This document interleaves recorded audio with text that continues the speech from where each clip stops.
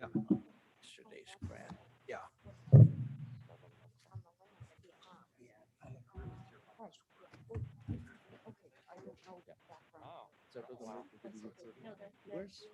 Where's the Karen at? I saw her go out the door. Here to make sure he can make time. I for it. will put it to the side. Boy, Kind of that PowerPoint. Yeah, You apparently know, not. it makes sense to maybe bring it on with too, so we could talk about this program. The whole idea is just people what it is. that the she is. Are you ready, Karen? Problems we're running into that you're great at. I wasn't really sure where that was coming from. Mrs. Allen? Good morning. We have to call this meeting to order so these fine folks can get on with their day. So I'll call the meeting to order and we'll have the call of the roll. Brown? Bras? Gopi? Leonard? Leonard here. Sanchez? Here. Allen? Alan, present. Kenyon? Kobe's present. Thank you, Gopi. The meeting's called to order and the next thing we need is a Pro motion. ex officio also present. Oh, good. We need a motion to approve the minutes of March 18th. Leonard so moves. Leonard moves. Brown seconds. Brown seconds. Is there discussion? Ready for the roll call? Brown? Yes. Bras? Gopi? Yes. Leonard? Leonard, yes. Sanchez? Yes. Allen? Alan, aye. Get in. Oh, they're approved. Let's go out of order to take care of Jody because she's got a resolution that needs to be approved. Some members have another meeting. So let's talk about Senate Bill 1692. Thank you. I appreciate you moving this up so we can discuss it ahead of the other items. We became aware of Senate Bill 1692. This was a bill that was drafted by the Illinois Association of Drainage Districts. There were some issues that were occurring in central and southern Illinois that precipitated the writing of this bill and the support of it by Senator Bennett. We've talked with Richard Lyons, who is the lobbyist for Illinois Association of Drainage Districts, and he's open to modifications as requested by Kane County. As you're aware, and I mentioned yesterday at Legislative Committee, the county has been working over 20 years to try to reactivate some of our drainage districts to improve the drainage within those areas and the production on our farmland as part of our farmland preservation throughout the county. The challenge with this is that we are one of the collar counties and our farms are constantly under the pressure of development. When you give the farmers, the absentee landowners, additional votes towards a drainage district, what tends to happen is those people that live on the land have less of a say. So we've polled all of our drainage districts that are elected, and all of them have supported the addition of this language that would include the county as being only a part of the legislation to the point that the votes would continue to be one per parcel as opposed to one per acre. We see in our drainage districts, the most active members are the members that are living on the land on the smaller 5-acre parcels. And they have really promoted the improvement and maintenance of drainage within the districts. Late yesterday afternoon, we had originally written the resolution to only include drainage districts that fell wholly within Kane County. And late afternoon yesterday, we received a call from our one elected drainage district, the Union Drainage District of Kane and DeKalb, who also wanted to be excluded from the language that would require them to give one vote per acre of land. So I modified the resolution and handed that out to the committee members so that Union District would also be included in this modification. Would somebody like to make this resolution? Leonard will move. Leonard Sanchez moves, seconds. and Sanchez seconds. Is there discussion? You understand what they're trying to do? That's good. Thank you for being on the alert for something like this. Yes. We'll call roll. Brown, Brown, yes. Bras, Gopi, Copy, yes. Leonard, Leonard, yes. Sanchez, Yes. Allen, Allen, yes. It's been approved. Thank you, Jody, for taking care of that. So we'll move back to our report by Mr. Arnold. Thank you. One of the things I have here, I've got a number of things on the table in the back, and one of the things that I will put there is a copy of what we call our State House Quick View. It's a weekly update of legislation in the Illinois General Assembly of interest to farmers. This one is from April 16th, has 41 bill positions in 12 different issue areas. Senate Bill 1692 that you just took action on is not in this particular issue. It has been in previous issues, and that is legislation that the Illinois Farm Bureau supports. And given the action of this committee this morning, our state legislative team will be in touch with the Illinois Association of Drainage Districts, and I'm very confident that they will be supportive of this resolution that proposes these changes. To go through things chronologically, on April 9th, our organization did an annual, what we call Lunches to Legislators program. We sent volunteers in to have lunch with 4 of our state legislators in Kane County and talk about some of the bill positions in this quick view.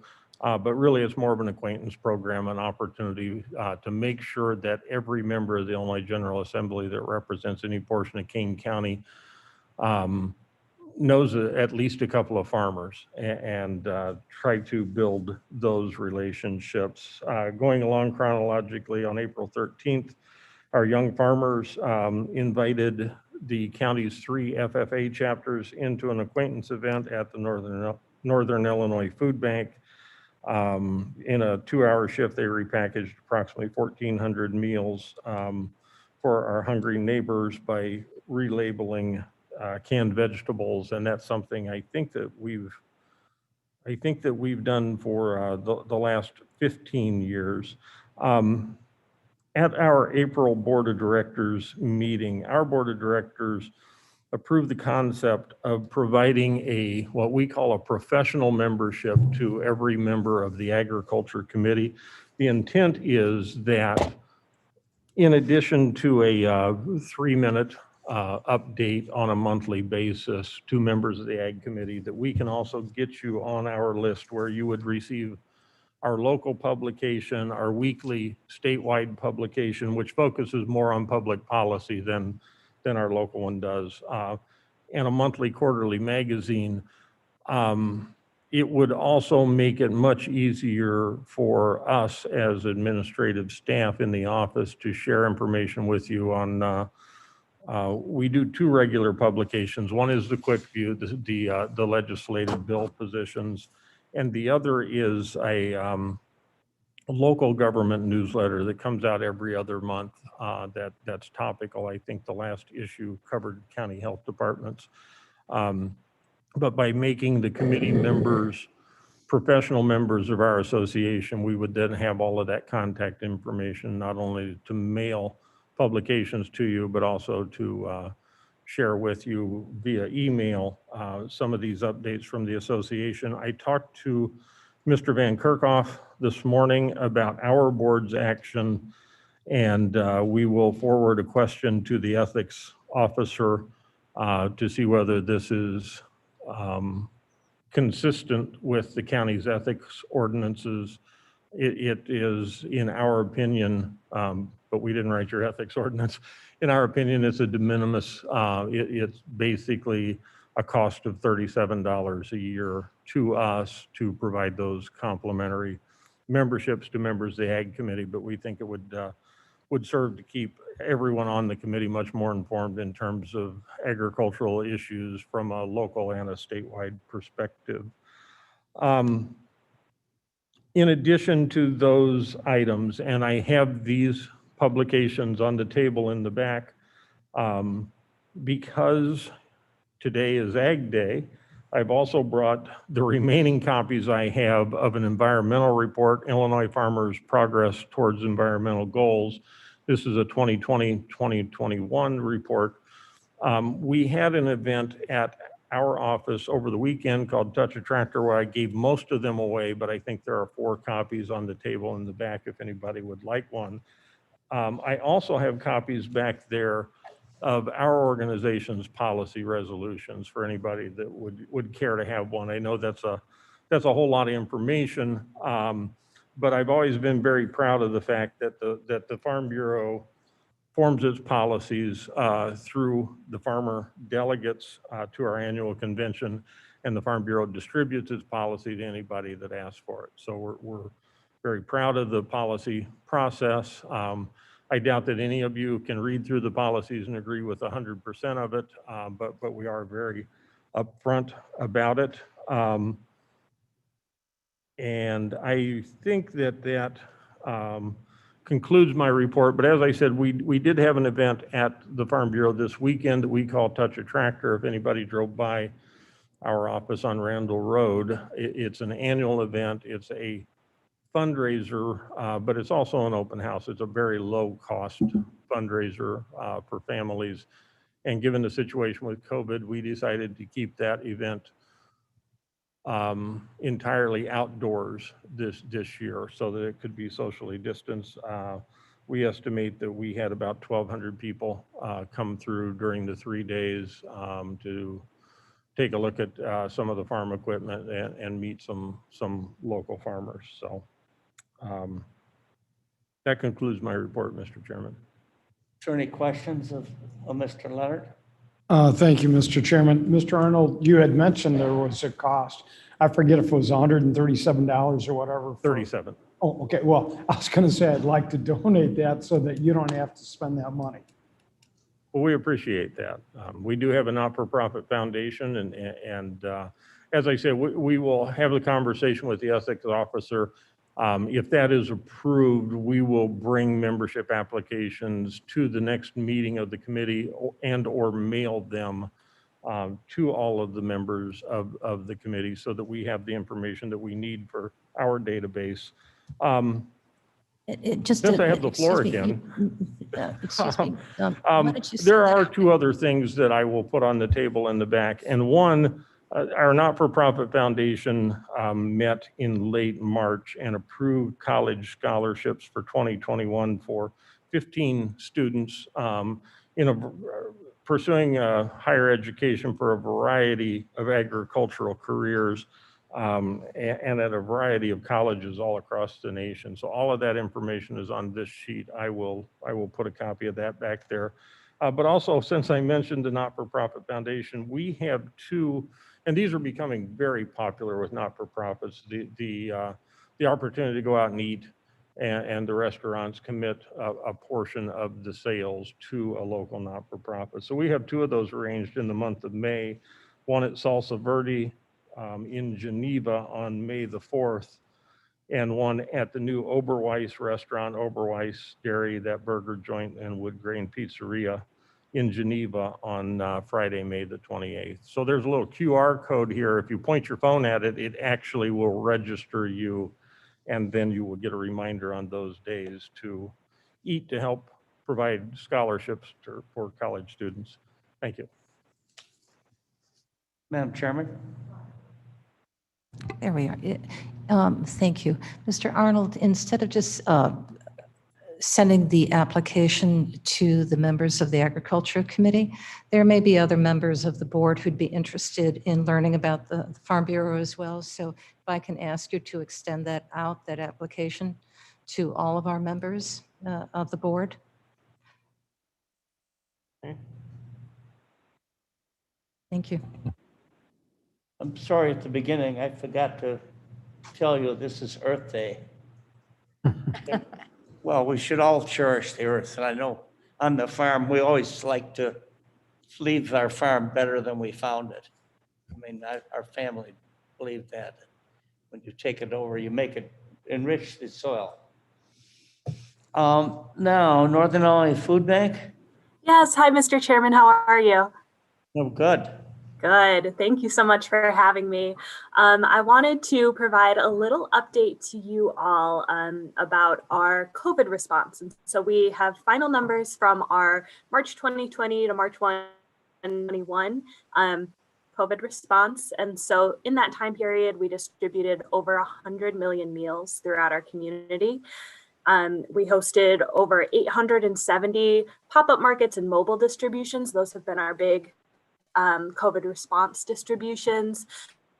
We were able to deliver over 800,000 meals to children.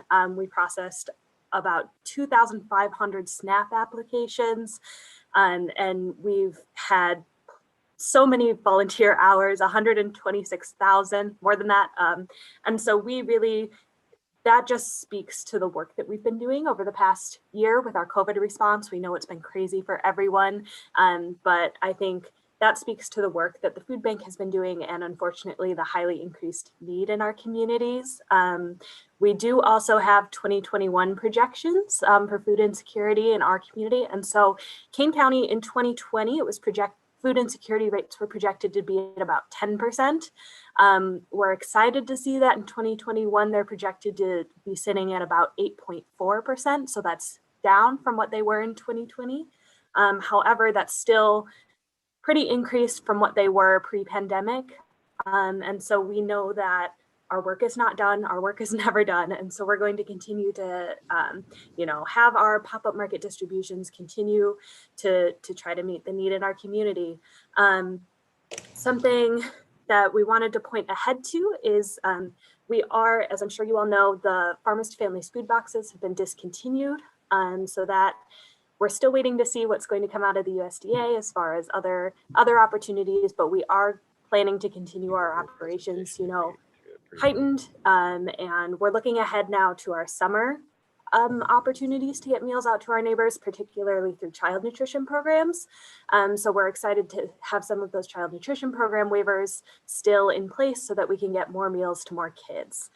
Finally, I don't want to take up too much of your time, but this week is National Volunteer Week. And so to all of you, Steve, to your team, to everyone who has volunteered with us, who knows a volunteer, anything, we just want to say thank you so much. We're super appreciative and could not do what we do without our volunteers.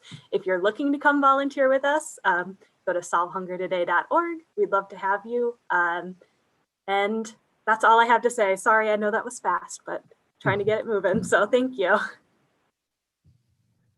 Anybody have any questions of Julia? All right, thank you very much. Then we'll talk about Growing for Kane program. Yes, good morning. And I just want to make sure I've got enough time to get through everything. So I think we've got about 5 minutes left, if that's sounds Got about all right. the time you want, Okay. young man. Time is something we have. I think Blair's going to bring up my slides. But today I wanted to go over some updates on some of our Growing for Kane activities. And to start out, I'd like to give a quick summary on the Farmer Mini Grant program.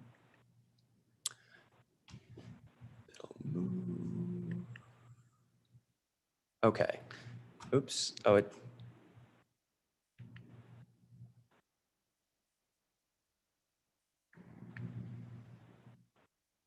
Yes. Oh, there it goes. So, as you'll recall, the county board did approve at the most recent meeting that $25,000 in grants would be made. So those were $1,000 grants for each of the farmers that were approved. And so that was cumulatively over 3 rounds that we made those announcements of each group of farmers over the last series of agriculture committee meetings. To date, we have paid out $14,000 in grants. So that covers pretty much all of the round one applicants. I think there might be one left. And then a good percentage of the second round, and we have yet to get into the third round. We'll be starting those pretty soon. Just to look at some of the data, this is just a snapshot from the survey that was attached to the application.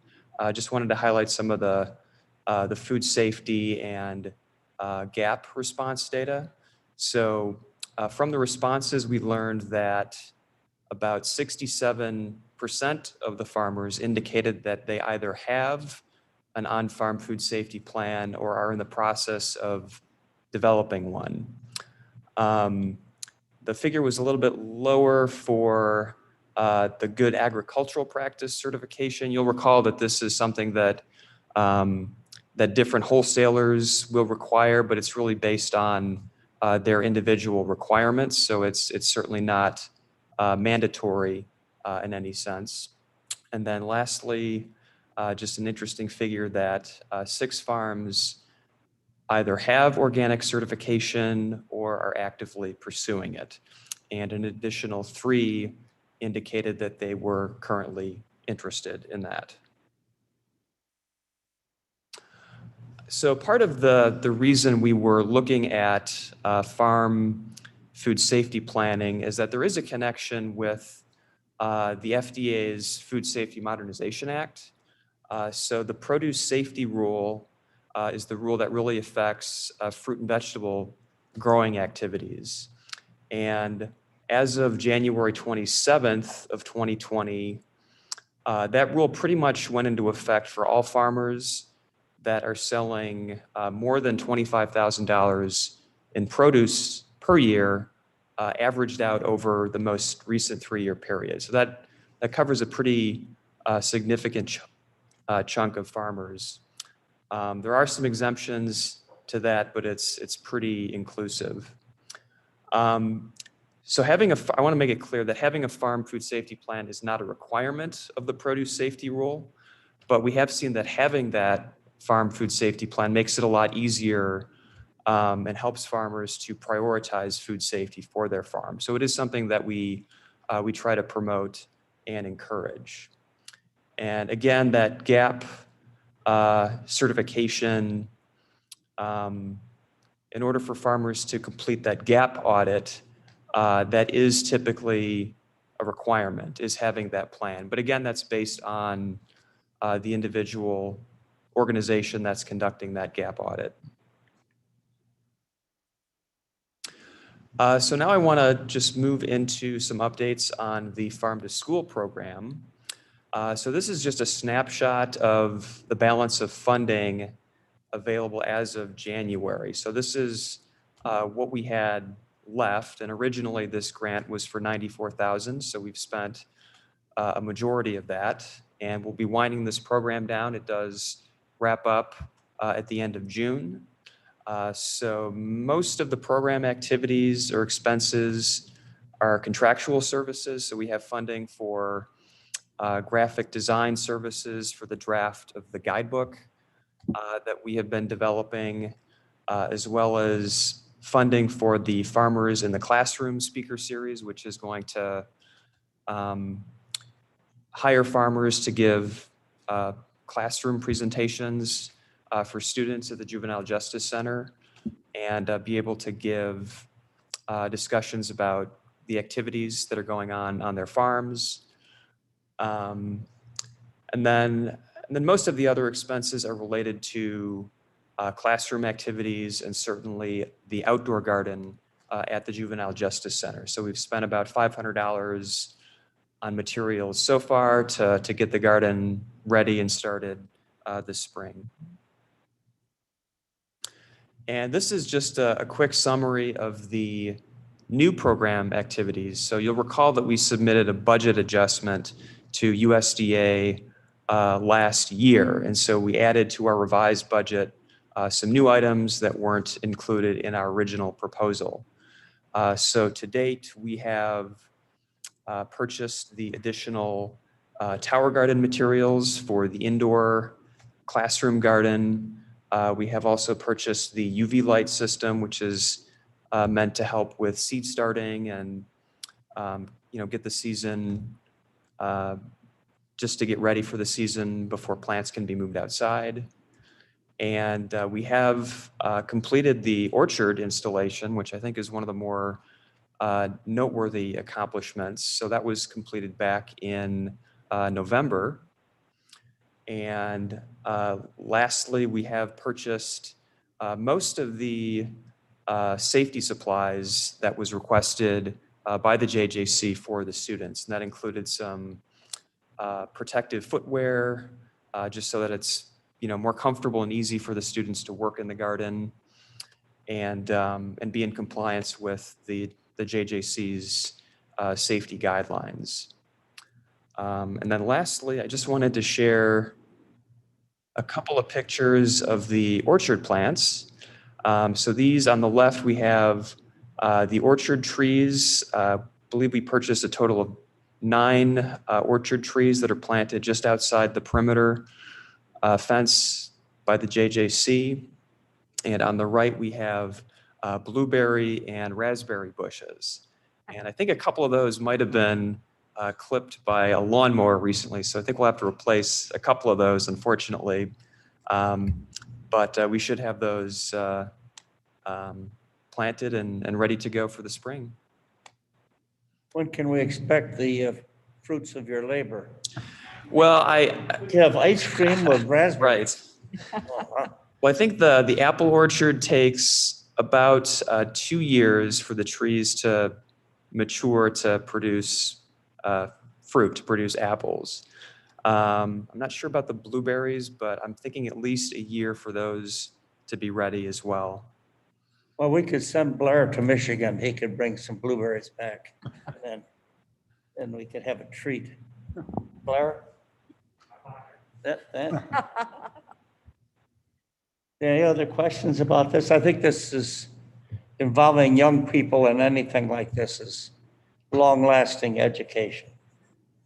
The thrill of it when they harvest their first crop of whatever it is, radishes or potatoes. You should have your potatoes in long ago, though. Oh, and I do want to add too, I had one quick Earth Day fact that I wanted to share. All right. This is courtesy of the Texas Farm Bureau, and they reported that more than 140 million acres of U.S. farmland is used for conservation efforts and wildlife habitats. And that land area is equal to the state of California and New York combined. So pretty significant space for That would be a conservation. good thing to do with California and New York, just turn it into conservation. I have a question, just as a follow-up to Matt's presentation.